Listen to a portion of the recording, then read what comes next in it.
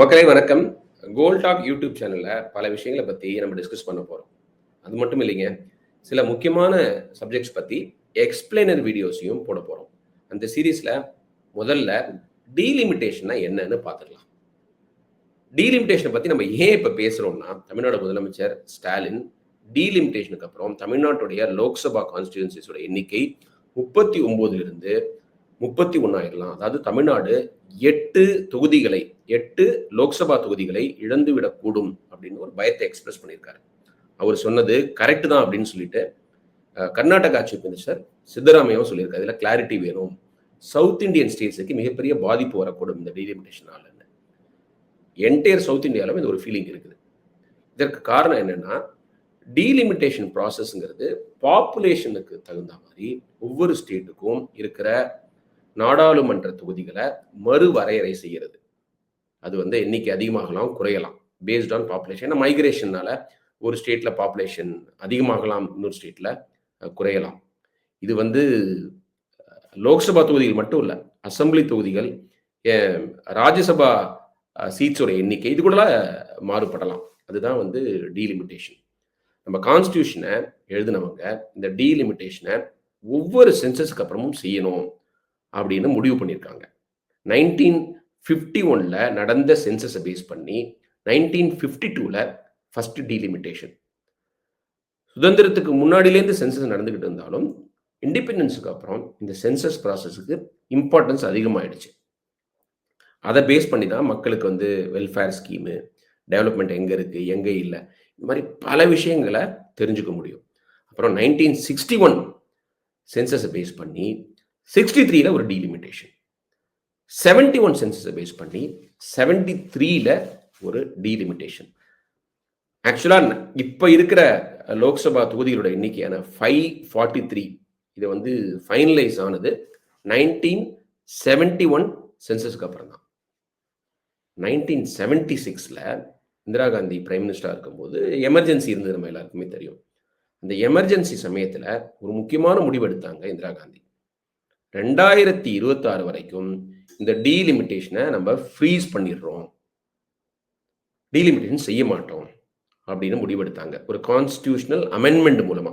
ஏன்னா இது வந்து டீலிமிட்டேஷன் வந்து கான்ஸ்டியூஷன்ல கட்டாயம்னு சொல்லியிருக்காங்க. அதை நிறுத்தி வைக்கணும்னா கான்ஸ்டியூஷனை அமெண்ட் பண்ணாதான் செய்ய முடியும். 42வது அமெண்ட்மெண்ட் மூலமா அதை ஃப்ரீஸ் பண்ணிட்டாங்க. அதற்கு காரணம் என்னன்னா, நம்ம பாப்புலேஷன் கண்ட்ரோலுக்கு நிறைய மெஷர்ஸ் எடுத்துக்கிட்டு இருக்கோம் இந்தியா ஃபுல்லா. அதை சில ஸ்டேட்ஸ் எஃபெக்டிவா இம்ப்ளிமெண்ட் பண்றாங்க, எஸ்பெஷலி சவுத் இந்தியன் ஸ்டேட்ஸ். அதனால அவங்களுடைய பாப்புலேஷன்லாம் சீரா இருக்குது. பல நார்த் இந்தியன் ஸ்டேட்ஸ்னால அதை செய்ய முடியல ஃபார் வேரியஸ் ரீசன்ஸ். அதனால அவங்களுடைய பாப்புலேஷன் ரொம்ப அதிகரிக்குது. இப்போ நம்ம டீலிமிட்டேஷன் பண்ணோம்னா அது அன்ஃபேர் ஆகிடும். இந்த பாப்புலேஷன் கண்ட்ரோலை எஃபெக்டிவாக செய்கிற ஸ்டேட்ஸை நம்ம பனிஷ் பண்ணுற மாதிரி ஆகிடும். அதனால இது நம்ம நிறுத்தி வச்சுதான் முடிவு பண்ணாங்க. சவுத் இந்தியன் ஸ்டேட்ஸ் தான் அதில் குறிப்பாக இருந்தாங்க. இப்போ டீலிமிட்டேஷன் பண்ணாதீங்க, இங்கே இருக்கிற தொகுதியெல்லாம் குறைஞ்சிரும்னு சொன்னாங்க. நியாயமான கன்சர்ன். இந்திரா காந்தி அவர்களும் எமர்ஜென்சி தவறாக இருந்தால் கூட அந்த சமயத்தில் அவங்க எடுத்த அந்த ஃப்ரீசிங் முடிவு கரெக்டுனே சொல்லி ஆகணும். அவங்க என்ன சொன்னாங்கன்னா, 2026க்கு அப்புறம் நடக்கிற சென்சஸை பேஸ் பண்ணி இந்த டீலிமிட்டேஷன் செஞ்சுக்கலாம் அப்படின்னு சொல்லியிருந்தாங்க. அப்படின்னா 2031 சென்சஸை பேஸ் பண்ணி தான் டீலிமிட்டேஷன் ஒரிஜினலாக செய்யப்பட்டிருக்கணும். ஆனால் அவங்களுக்கு தெரியாது இல்லை, 2020ல கோவிட் வரும், அதனால 2021ல் செய்யப்பட வேண்டிய சென்சஸ் மத்திய அரசால செய்யப்பட முடியல அப்படின்னு. இந்த 2021ல் சென்சஸ் நடந்திருந்ததுன்னா இப்போ டீலிமிட்டேஷனை பற்றி நம்ம பேசியிருக்க மாட்டோம். ஏன்னா அதுக்கு அடுத்த சென்சஸ் 2031 தானே, அதுக்கப்புறம் தானே டீலிமிட்டேஷன் வரும். இப்போ 21ல் நடக்க வேண்டிய சென்சஸை 22, 23, 24 இந்த வருடங்களில் யூனியன் கவர்மெண்ட் செஞ்சிருக்கலாம். ஆனால் அவங்க செய்யல. அதற்கு காரணமே 2026ல் இந்த சென்சஸ் நடத்திட்டு டீலிமிட்டேஷன் உடனே பண்ணிடலாம்ல. ஏன்னா வந்து அந்த அமெண்ட்மெண்ட் என்ன சொல்லுது, 2026க்கு அப்புறம் நடத்தப்படும் சென்சஸ்ங்குது. ஸோ அதுக்காகவே இந்த பிஜேபி கவர்மெண்ட் போஸ்ட்போன் பண்றாங்களோன்னு தோணுது. எதுக்காக டீலிமிட்டேஷன் வேணும் அப்படின்னு கான்ஸ்டியூஷன்ல சொல்லியிருக்காங்கன்னா, இப்ப எடுத்துங்களேன், கேரளால ஒரு நாடாளுமன்ற தொகுதியில ஆவரேஜா 18 லட்சம் எலக்ட்ரேட்ஸ் வாக்காளர்கள் இருக்காங்க. இதே ராஜஸ்தான்ல எடுத்துக்கிட்டீங்கன்னா ஒரு எம்பி தொகுதிக்கு, லோக்சபா எம்பி தொகுதிக்கு கிட்டத்தட்ட 33 லட்சம் எலக்ட்ரேட்ஸ் இருக்காங்க. இது அன்ஃபேர் இல்லையா? அதாவது ஈக்குவல் டிஸ்ட்ரிபியூஷன் கிடையாது. ஏன்னா இந்த நம்ம டெமோக்ரஸில ஒரு முக்கியமான பிரின்சிபல் வந்து ஒருத்தருக்கு ஒரு ஓட்டு. ஒரு தொகுதியில ஒரு வேட்பாளர் கிட்டத்தட்ட 30 லட்சம் வாக்காளர்களை சந்திச்சு அவங்கள்ட்ட ஓட்டு கேட்டு ஓட்டு வாங்கி ஜெயிக்கணும். இன்னொரு தொகுதி, இன்னொரு ஸ்டேட்ல பாதிக்கு பாதி வாக்காளர்களை சந்திச்சு அதுக்கு ரிலேட்டிவா நீங்க எவ்வளோ இடம் அலையணுங்கிறதையும் பாருங்க. ஏரியாவும் அதிகமா இருக்கலாம்ல, வாக்காளர் எண்ணிக்கை அதிகமா இருக்கும்போது. ஸோ குறைந்த அளவு வாக்காளர்களை சந்திச்சு ஜெயிச்சிட முடியுங்கிற இந்த ஒரு நான் யூனிஃபார்மிட்டி இருக்குல்ல, இது அன்ஃபேர் அப்படின்னு கான்ஸ்டியூஷன் மேக்கர்ஸ் நினைச்சாங்க. அதனால தான் முடிந்த அளவுக்கு ஈக்குவலா டிஸ்ட்ரிபியூட் பண்ணணும். ஒவ்வொரு லோக்சபா தொகுதியிலும் அப்ராக்சிமேட்லி சேம் நம்பர் ஆஃப் வாக்காளர்கள் இருக்கணும் அப்படிங்கிறதுக்காக தான் டீலிமிட்டேஷன் கொண்டு வந்தாங்க. இது இந்தியா ஃபுல்லா அமல்படுத்த வாய்ப்பு இல்லை. ஃபார் எக்ஸாம்பிள், லட்சத்தீவுன்னு ஒரு எம்பி தொகுதி இருக்கு. கேரளா பக்கத்தில் ஒரு தனி தீவு இருக்குல்ல, அதுல வந்து 1 லட்சத்துக்கும் குறைவான வாக்காளர்கள் தான் இருக்காங்க. ஏன்னா அது ஒரு தனி தீவு, ஸ்பார்ஸ்லி பாப்புலேட்டட் ஐலண்ட். பல ஐலண்ட் சேர்ந்தது தான் லட்சத்தீவு. ஸோ அதை நீங்கள் இன்னொரு மாநிலத்தோடையோ இல்லை இன்னொரு தொகுதியோட இணைக்க முடியாது. ஸோ அதில் வந்து நீங்கள் அந்த யூனிஃபார்மிட்டி இம்ப்ளிமெண்ட் பண்ண முடியாது. பட் அதர்வைஸ் மெயின் லேண்டில் நம்ம நிலப்பரப்பில் வந்து இதை வந்து இம்ப்ளிமெண்ட் பண்ணுறதுக்கான வாய்ப்பு இருக்குது. அதுக்காக தான் டீலிமிட்டேஷன் சொல்லியிருக்காங்க. 1971 சென்சஸை பேஸ் பண்ணி தான் இப்போ இருக்கிற நாடாளுமன்ற தொகுதிகள் 543 முடிவு பண்ணாங்க. 1976 தான் ஃப்ரீஸ் பண்ணிட்டாங்களா, அது தொடர்ந்து 543ஆவே இருந்துகிட்டு. அதுக்கு முன்னாடிலாம் எண்ணிக்கை வேறவா இருந்தது. அப்புறம் 2002 அப்போ ஒரு டீலிமிட்டேஷன் கமிஷன் அமைச்சு டீலிமிட்டேஷனை செஞ்சாங்க. ஆனா அதுல வந்து தொகுதிகளோட எண்ணிக்கை மாறுபடலை. சில நாடாளுமன்ற தொகுதிகள் அந்த அந்தஸ்தை இழந்தன. தமிழ்நாட்டில் எடுத்துக்கிட்டீங்கன்னா சிவகாசி, அதுக்கப்புறம் கோபிச்செட்டிப்பாளையம், திருச்செந்தூர், திருச்செங்கோடு, புதுக்கோட்டை, இவைகள்லாம் வந்து லோக்சபா தொகுதிகளா இருந்தது. அந்த 2002 டீலிமிட்டேஷனுக்கு அப்புறம் அதெல்லாம் வந்து அந்த லோக்சபா தொகுதிகள்ங்கிற அந்தஸ்தை இழந்துருச்சு. அதுக்கு பதிலாக வேற தொகுதிகள், வேற நேம்ல தொகுதிகள் வந்தன. ஆனா number of Lok Sabha seats from Tamil Nadu remain the same, 39 தான். ஆனா இப்போ 2026க்கு அப்புறம் நடத்துற டீலிமிட்டேஷன் மூலமா தொகுதிகளுடைய எண்ணிக்கை மாறுபடும். அதை தான் வந்து ஸ்டாலின் கவலையோட பேசியிருந்தார். மத்திய உள்துறை அமைச்சர் அமித்ஷா வந்து அப்படிலாம் இல்லைங்க, சவுத் இந்தியன் ஸ்டேட்ஸ்லாம் வந்து தொகுதிகள் எல்லாம் இழக்காது, தொகுதிகள் எண்ணிக்கை அப்படியே தான் இருக்கும், உங்களுக்கு எந்த பாதகமும் வந்துடாதுன்னு சொல்லியிருக்காரு. ஆனால் பயப்படாமல் இருக்க முடியுமா? இருக்க முடியாது. சரி, நம்ம தொகுதிகளோட எண்ணிக்கை மாறல, 39 39ஆவே இருக்குது. கேரளாவில் 20 20ஆவே இருக்குது. கர்நாடகாவில் 28 28ஆவே இருக்குன்னு வச்சுப்போம். யூபியோட 80 வந்து 100 ஆச்சுன்னா அதுக்கு வாய்ப்பு இருக்குல்ல. உங்களை நாங்கள் பனிஷ் பண்ணலீங்க, உங்ககிட்ட நாங்கள் தொகுதி எடுக்கலீங்க. ஆனால் யூபியில் பாப்புலேஷன் ரொம்ப அதிகமாக இருக்குது, அதனால நாங்கள் இன்னும் கொஞ்சம் தொகுதிகளை அவங்களுக்கு அதிகமாக்கணும்னு சொல்லக்கூடும் இல்லையா? அதுவும் பாதகம் தான். ஸோ வந்து இது ஒரு loose situation for the entire South India.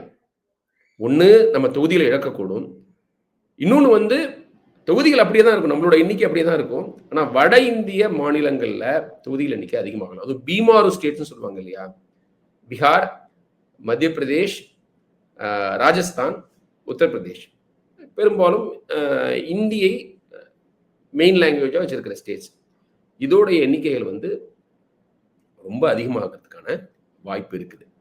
ஏன்னா 2001 11 வரைக்கும் யூபியோட பாப்புலேஷன் 20% அதிகமாக இருக்கு. ஆன் தி அதர் ஹேண்ட் கேரளாவோட பாப்புலேஷன் 5 to 6% தான் அதிகமாக இருக்கு. ஸோ யூபியோட பாப்புலேஷன் கிட்டத்தட்ட 4 மடங்கு அதிகமாக இருக்கு கேரளாவோட கம்பேர் பண்ணும்போது. அப்படி பார்த்தீங்கன்னா அவங்களுடைய தொகுதிகள் எண்ணிக்கை அதிகமாக தானே ஆகும். அதுதானே natural course of action.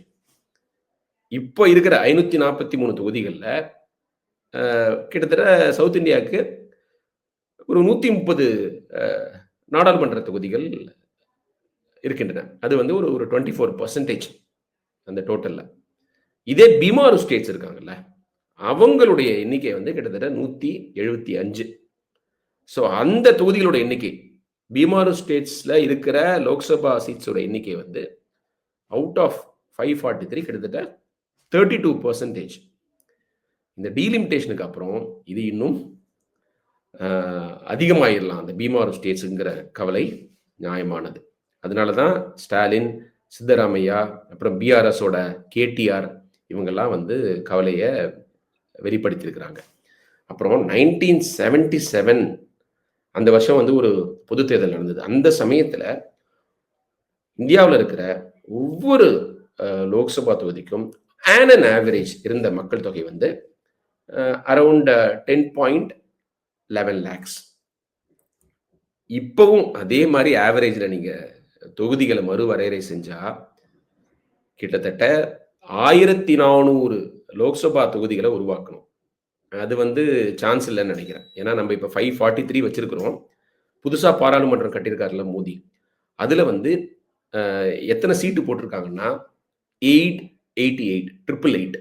So அதனால 1400 போறதுக்கான வாய்ப்பே கிடையாது. ஸோ ஆவரேஜா 10 லட்சம் வாக்காளர்கள் ஒரு எம்பி தொகுதியிலங்கிறது வந்து இருக்காது. 15 லட்சம் ஆகலாம், 20 லட்சம் ஆகலாம். ஆக்சுவலா 20 லட்சம்ங்கிறது வந்து ஒரு குவைட் பாசிபிள்.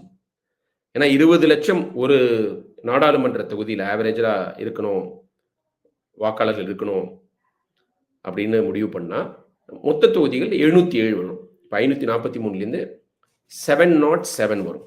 அரௌண்ட் 700ன்னு வச்சுங்களேன். அதாவது 888 கீழே தானே இருக்குது. அதை தாண்டி தான் போகக்கூடாது, குறைவாக இருக்கலாம். அந்த சுச்சுவேஷனில் தமிழ்நாட்டுக்கு என்ன பாதகம் வரும்? இப்போ 39 இருக்குல்ல, 39 இருக்கும். கேரளா வந்து 20லேருந்து 18 ஆகலாம்.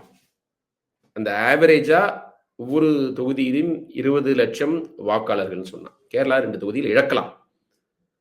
ஸோ அவங்களுக்கு பாதிப்பு. தமிழ்நாட்டுக்கு பாதிப்பு இல்லை நம்ம இப்ப நினைக்கிறோம். ஆனால் அன்டிவைடட் யூபியிலேருந்து உத்தராகண்ட் ஒரு மாநிலம் பிரிஞ்சுது. ஆனால் ஏற்கனவே டீலிமிட்டேஷன் செய்யும்போது ரெண்டும் ஒன்றா இருந்தது. அதனால நம்ம அதே கணக்கில் சொல்லுவோம். அன்டிவைடட் யூபியுடைய நாடாளுமன்ற தொகுதிகளுடைய எண்ணிக்கை 126 ஆகலாம். யூபி அண்ட் உத்தராகண்ட் சேர்ந்து 126 தொகுதிகள் வந்துடும். ஆவரேஜா 20 lakh எலக்ட்ரேட்ஸ் அப்படின்னு கணக்கு பண்ணோம்னா. அதே மாதிரி அன்டிவைடட் பீகார்ல இருந்து ஜார்க்கண்ட் வெளில தனியா பிரிஞ்சு போச்சு. நம்ம அன்டிவைடட் பீகார் எடுத்துக்கோம், 85 தொகுதிகள் ஆயிடும். ராஜஸ்தானுக்கு 41 தொகுதிகள் ஆயிடும். இது பிரச்சனை தானே. நம்மளுக்கு அப்படியே இருக்கும். ஆனா யூபி ஏற்கனவே இருக்கிறத விட கிட்டத்தட்ட வந்து ஒரு 40க்கும் மேல தொகுதிகள் அதிகமாயிடும். அப்ப அவங்களுடைய இன்ஃப்ளூயன்ஸ், அவங்களுடைய இம்பார்ட்டன்ஸ் அதிகமாகுமா இல்லையா? எம்பி எண்ணிக்கை அதிகமா இருந்ததுன்னா அந்த ஸ்டேட்டுக்கு ஆட்டோமேட்டிக்கா இம்பார்ட்டன்ஸ் அதிகமாயிடும். இப்ப மணிப்பூர் பிரச்சனையை ஏன் வந்து சால்வ் பண்ண முடியலன்னு நம்ம பேசிக்கிட்டு இருக்கோம், பிஜேபினால, திரு மோடினால. ஏன்னா அது வந்து யூபி கிடையாது. 80க்கு மேல நாடாளுமன்ற தொகுதிகள் இருந்ததுன்னா மோடி அங்க உடனடியே போயிருப்பாரு, அந்த பிரச்சனையை சால்வ் பண்ணியிருப்பாரு. இல்லையே, அங்க வந்து அது ஒரு சின்ன ஸ்டேட்டு, ஒரு இன்ஃப்ளூயன்ஷியல் ஸ்டேட்டு கிடையாது. அதனால அங்க பிரச்சனை வந்து 2 வருஷம் 3 வருஷமா தொடர்ந்துகிட்டு இருந்தாலும் பெரிய அட்டென்ஷன் கொடுக்கப்படுறதில்லை. அப்புறம் எம்பி லேட்ஸ்னு ஒரு ஸ்கீம் இருக்குது, MP local area development scheme. அதுல வந்து ஒவ்வொரு நாடாளுமன்ற உறுப்பினருக்கும் 5 கோடி வருஷத்துக்கு கொடுக்குறாங்க. லோக்கல்ல அவங்களோட டெவலப்மெண்ட்டுக்காக, அந்த தொகுதி டெவலப்மெண்ட்டுக்காக செலவு பண்ணலாம். நீங்க இப்ப வந்து யூபிக்கு 126 தொகுதி வந்துன்னு வச்சுங்களேன், இப்போ அதிக ஃபண்ட்ஸ் கிடைக்கும்ல, அதே ஸ்டேட் தான், ஆனால் ஃபண்ட்ஸ் அதிகம் கிடைக்கும். இது அன்ஃபேர் தானே. இப்போ தமிழ்நாடுக்கு வந்து ஏற்கனவே கிடைச்ச ஃபண்ட் தான் கிடைக்கும், 39 தான் கிடைக்கும். அப்புறம் இந்த 20 லட்சம் இல்லாம ஆவரேஜ் 15 லட்சம் வச்சாங்கன்னு வச்சுக்கோங்க, வைக்கக்கூடும், அது கூட சான்ஸ் இருக்கு. அப்படி வச்சாங்கன்னா ஒட்டுமொத்த தொகுதிகளோட எண்ணிக்கை 942 ஆகும், மோர் தென் 900 ஆயிடும். அந்த சமயத்தில் தமிழ்நாட்டுக்கு கொஞ்சம் அதிகரிக்கும், 39லேருந்து 52 ஆகும், ஒரு இன்க்ரீஸ் ஆஃப் 13 சீட்ஸ். கேரளாவுக்கு 24 ஆகும், 24 ஆகும், 4 சீட் அதிகமாகலாம். யூபிக்கு, அன்டிவைடட் யூபிக்கு 168 சீட்டு, அன்டிவைடட் பீகாருக்கு 114 சீட்டு. நினைச்சு பாருங்க, நம்மளுக்கு 13 சீட் அதிகமாகுது, கேரளாவுக்கு 4 சீட் அதிகமாகுது, பீகாருக்கு ஆல்மோஸ்ட் 3 மடங்கு சீட் அதிகமாகுது. யூபிக்கு ஆல்மோஸ்ட் 2 மடங்கு சீட் அதிகமாகுது. என்ன இது? இது எப்படி ஃபேரா இருக்க முடியும்? அதனால எப்படி பார்த்தாலும் நம்மளுக்கு வந்து பிரச்சனை தான். ஒரு பழமொழி சொல்லுவாங்கல்ல, முன்ன போனா கடிக்கும், பின்ன போனா உதைக்கும்னு. லூஸ் லூஸ் சிச்சுவேஷன்ல நம்ம இருக்கிறோம். South Indian states. நம்மளுக்கு ஒரு பனிஷ்மெண்ட் அது. நம்ம வந்து ஃபேமிலி பிளானிங்லாம் கரெக்ட்டா இம்ப்ளிமெண்ட் பண்ணி, பாப்புலேஷன கண்ட்ரோலா வச்சிருக்கிறதுக்கான பனிஷ்மெண்ட் மாரி ஆயிடக்கூடும். அப்படிங்கிறதுனால தான் வந்து தென்னிந்திய மாநிலங்கள்லாம் இந்த டீலிமிட்டேஷன குறித்து பயப்படுறாங்க. அந்த பயம் நியாயமானதுங்கிறத நம்ம புரிஞ்சுக்கிறணும். ஏற்கனவே பாருங்களேன், இந்தியாவுடைய பிரைம் மினிஸ்டர்ஸ் பார்த்தீங்கன்னா, நேரு, சாஸ்திரி, இந்திரா காந்தி, ராஜீவ் காந்தி, விபி சிங் இதுவரைக்கும் எல்லாருமே யூபிய சேர்ந்தவங்க. அதாவது அவங்களுடைய லோக்சபா சீட் வந்து யூபியில தான் இருக்கும். அது முதல்ல மாறினது வந்து நரசிம்மராவ் பீரியட்ல. ஆனால் நரசிம்மராவ் வந்து ஒரு ஆக்சிடென்டல் பிரைம் மினிஸ்டர். இவர் தான் பிரைம் மினிஸ்டர்னு சொல்லி அவங்க எலெக்ஷன்ல நிக்கல. ராஜீவ்காந்தி படுகொலைக்கு அப்புறம் அவர் வந்து எதிர்பாராத விதமாக பிரைம் மினிஸ்டர் ஆனவர். ஸோ அவர் யூபியில் இல்லை. அதுக்கப்புறம் குஜரால் எனிவே வந்து அவர் ராஜ்யசபா வழியாக போனார். தேவகவுடா அவரும் நரசிம்மராவ் மாதிரி ஒரு ஆக்சிடென்டல் பிரைம் மினிஸ்டர். இவர் தான் பிரைம் மினிஸ்டர்னு சொல்லி அவங்க 96 எலெக்ஷன்ல நிக்கல. மன்மோகன் சிங் ராஜ்யசபாவில் வழியாக தேர்ந்தெடுக்கப்பட்டவர். மோடி குஜராத்தை சேர்ந்தவர். ஆனால் அவரு கூட இப்ப ரெப்ரசென்ட் பண்றது வாரணாசி தொகுதி. அது யூபியில் இருக்குது. புரிஞ்சுக்குங்க. யூபியில் வந்து 80 தொகுதிகள் இருக்கிறதுனால நாமும் யூபியில் நிற்போம், யூபியிலேருந்து எலெக்ட் ஆகும். So that it will have an impact across the ஸ்டேட்னு முடிவு பண்ணி சொந்த மாநிலமான குஜராத்தை விட்டு அவர் வந்து வாரணாசியை தான் ரெப்ரசென்ட் பண்றாரு. இப்போ அவர் வாரணாசி எம்பி. ஸோ அந்த பெரிய ஸ்டேட்ஸுடைய இம்பார்ட்டன்ஸை பார்த்துங்க. அதிக எண்ணிக்கையில் லோக்சபா சீட்ஸ் இருந்தால் அந்த ஸ்டேட்டு கிடைக்கிற முக்கியத்துவத்தை புரிஞ்சுக்குங்க. இங்கிலீஷில் ஒரு டேர்ம் இருக்கு, ஜெரி மேண்ட்ரிங்னு. அதாவது தொகுதிகளுடைய எல்லையை வரையறுக்கிறது. அதை வந்து பவர்ல இருக்கிறவங்க அவங்க இஷ்டப்படி மாத்திக்கிறது. அதன் மூலமா அட்வான்டேஜ் பெறுவது. இது வந்து ஜெரி மேண்ட்ரிங் சொல்லுவாங்க. இது வந்து யூஎஸ்ல கூட அதை இந்த தொகுதி வரையறையை பற்றி பேசும்போது இந்த டேர்மை யூஸ் பண்ணுவாங்க. அது அந்த ஜெரி மேண்டரிங் இப்போ இந்தியாவில் டீலிமிட்டேஷன் மூலமா நடக்குமா? வல்லான் வகுத்து தான் வழின்னு சொல்லுவாங்க இல்லையா? ஏற்கனவே சவுத் இந்தியாவுக்கு இம்பார்ட்டன்ஸ் குறையுது, நம்மளுக்கு ஃபண்ட்ஸ் கிடைக்க மாட்டேங்குது, நம்மளுடைய கல்வி திட்டத்தில் சென்ட்ரல் கவர்மெண்ட் தலையிடுறாங்க, நம்மளுக்கு அட்டானமி இல்லை. ஏன்னா கல்விங்கிறது வந்து கன்கரண்ட் லிஸ்ட்ல இருக்கு. ஸ்டேட் அண்ட் சென்டர் ரெண்டு பேரும் பேசி முடிவு பண்ண வேண்டிய ஒரு சப்ஜெக்டா இருக்குது. அதனால நம்மளுக்கு அதுல சுதந்திரம் இல்லை, அட்டானமி இல்லைன்னு பேசிக்கிட்டு இருக்கோம். அப்புறம் சவுத் இந்தியாவை சேர்ந்த ஒருவர் பிரைம் மினிஸ்டருக்கான ஆகிறதுக்கான வாய்ப்பே இல்லை. என்டையர் சவுத் இந்தியாவை நீங்க ஸ்வீப் பண்ணாலும் பத்தாது. ஏன்னா நார்த் இந்தியாவில் அந்த பீமாறு ஸ்டேட்ஸ்ல ஸ்ட்ராங்கா இருக்கிற கட்சி தான் வந்து ஆட்சியை பிடிக்கும். இப்போதைக்கு பிஜேபி ஹிந்தி பேசும் மாநிலங்கள்ல தொடர்ந்து ஜெயிச்சுக்கிட்டு இருக்காங்க. அவங்க வந்து சட்டமன்றத்தையும் கையில வச்சிருக்கிறாங்க. அவங்களை தோற்கடிக்கிறது ரொம்ப ரொம்ப கஷ்டமா இருக்குது. அப்படி இருக்கிற சூழ்நிலையில இந்தியா மாதிரி பன்முகத்தன்மை உள்ள ஒரு நாட்டில் இந்த டீலிமிட்டேஷன் ஒரு பிரச்சனை ஆகுமா அப்படிங்கிற கேள்வி நியாயமானது. நீங்க யூஎஸ்ல பாத்தீங்கன்னா யூஎஸ் காங்கிரஸ்ல வந்து ஹவுஸ் ஆஃப் ரெப்ரஸன்டேட்டிவ்ஸ் இருக்கு, இன்னொன்று வந்து செனட். ஹவுஸ் ஆஃப் ரெப்ரஸன்டேட்டிவ்ஸ்ல வந்து பாப்புலேஷன் பேஸ் பண்ணி அந்த ரெப்ரஸன்டேட்டிவ்ஸ் வருவாங்க. இப்போ கலிஃபோர்னியா, ஃப்ளாரிடா, டெக்சஸ், நியூயார்க் இந்த மாதிரி ஸ்டேட்ஸ்ல அதிக எண்ணிக்கையில் ரெப்ரஸன்டேட்டிவ்ஸ் இருப்பாங்க காங்கிரஸ்ல ஒரு பாடியில். ஆனால் இதை வந்து சரி செய்யறதுக்காக செனட்ல என்ன பண்ணியிருக்காங்கன்னா ஒவ்வொரு ஸ்டேட்டுக்கும் 2 செனட்டர்ஸ், அது வந்து சின்ன ஸ்டேட்டாகவும் இருக்கலாம், பெரிய ஸ்டேட்டாகவும் இருக்கலாம். எல்லா ஸ்டேட்டுக்கும் 2 செனட்டர்ஸ். அது வந்து நீங்க ரொம்ப குட்டி ஸ்டேட்டுக்கும் 2 செனட்டர் தான். கலிஃபோர்னியா மாதிரி, டெக்சஸ் மாதிரி, ஃப்ளாரிடா மாதிரி பெரிய ஸ்டேட்ஸ்க்கும் 2 செனட்டர்ஸ் தான். ஓரளவுக்கு பேலன்ஸ் கொண்டு வந்திருக்காங்க. இது வந்து ஏன்னா வந்து இந்த பாப்புலேஷன் வழியா வந்து வல்லான் வகுத்தது வழி ஆயிடக்கூடாதுன்னு அமெரிக்கன் கான்ஸ்டியூஷன்ல இதுக்கு இடம் கொடுத்துருக்காங்க. இந்தியாவில் அந்த மாதிரி ஒரு நீங்க ராஜ்யசபால அது மாதிரி பண்ண முடியாது. அதுவும் பாப்புலேஷன் பேஸ்ட் தான். ஸோ அந்த செக்ஸ் அண்ட் பேலன்ஸஸ்க்கு வழி இல்லை. அதனால அந்த இம்பேலன்ஸ் மூலமா ஒரு அநீதி இழைக்கப்படக்கூடும் அப்படிங்கிற ஒரு கவலை வந்து ஜஸ்டிஃபைடு. அதனால இது வந்து ஸ்டாலினோ சித்தராமையாவோ அரசியலாக்கல உண்மையான கன்சர்னை வெளிப்படுத்தியிருக்கிறாங்க. இதை வந்து பிஜேபி இது உண்மையிலே ஒரு இடியாப்ப சிக்கல் தான்.